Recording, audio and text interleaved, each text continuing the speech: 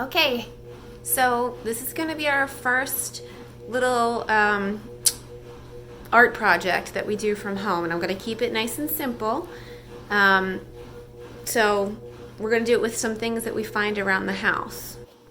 So you can see that I chose a shape, and my shape is circles. So I have a circle here, a circle here. I even actually have another larger circle on the bottom here.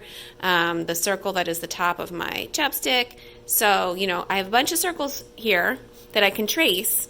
And I have at least 5 objects. So you don't have to choose circles. You could choose rectangular shapes. You could choose a bunch of like pens and markers and crayons of different lengths, or even like this to get like kind of a longer rectangular oblong shape. But choose one shape, find at least 5 different sized examples of that around your house, and then we're going to use those objects to trace on our paper to create a composition. And the composition is going to focus on some formal elements, and those elements are going to be shape and repetition. Okay, so I'm going to start with a pencil and one of my shapes, and I'm just going to trace the circle that the shape makes. And then when I trace the circle again, I can be inside of the same circle. I could also just move right away to a different size circle. I can be outside the circle if I want. I can go off the page too. Sorry, I don't have all the equipment to make the best videos right now, so the angle's a little weird, but you should be able to get the idea that we're tracing objects and we're going to create an interesting composition. So to get an interesting composition, you're going to need to have a variety of sizes. So that's why I said when you look for your objects around the house, make sure that they are all different sizes, because without variety, a composition is pretty lame. Variety, I always say, is such an important part of art. So variety of sizes is going to be key here. Okay, so see, I have a really big shape now. Okay, and I'm just going to keep going, and I will show you the end result. Okay, so this is what I came up with. I repeated some things that were the same size, and kind of went off the page in some areas, and I went in different directions. So I have this nice vertical here, I have this horizontal here that stops about halfway across the page, and I have this diagonal that has some large sizes in there to balance out some of the smaller ones that we have. So even though this is pretty simple, it's just a bunch of circles, there were a lot of decisions that I made about the objects that I put in there, their size and their position.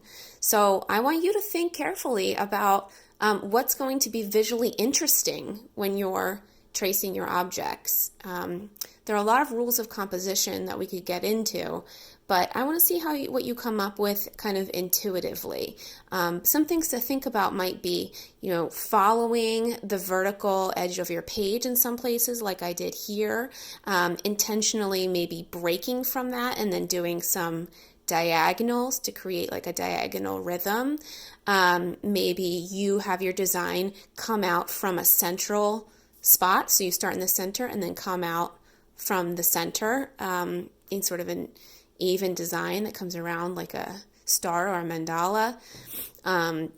Here I was thinking about how, I could divide this paper with invisible lines into 4 quadrants, and maybe just one of those lines is highlighted by this little group of circles. So, I'm really thinking about the placement, and I want you to challenge yourself to think about the placement of your objects, your shapes, and what sizes you want to use in order to balance out your composition so that it feels like there's enough variety, but it doesn't feel like your empty spaces are unfinished, because empty space has its place in a composition.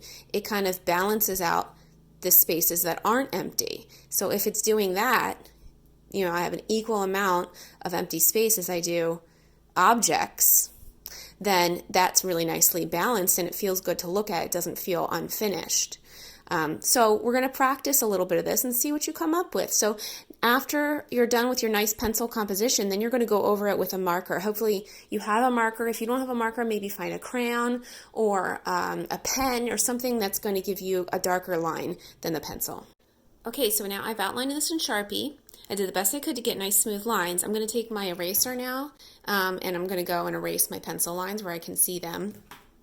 I'm also maybe going to make some of my lines, we've talked about line weight before, and in some areas I might want to thicken up my lines to make a variety of line weights, which is also just another way to add variety to your composition. So here, where I have this little almost like mess up kind of, I might thicken this whole circle up just a little bit so that it looks like, I can kind of hide that, and then I'll also get a variety of line weights. So once I thicken that up, I might feel like I need to do the same thing to another circle here or there to balance that. So this composition might evolve just a little bit more.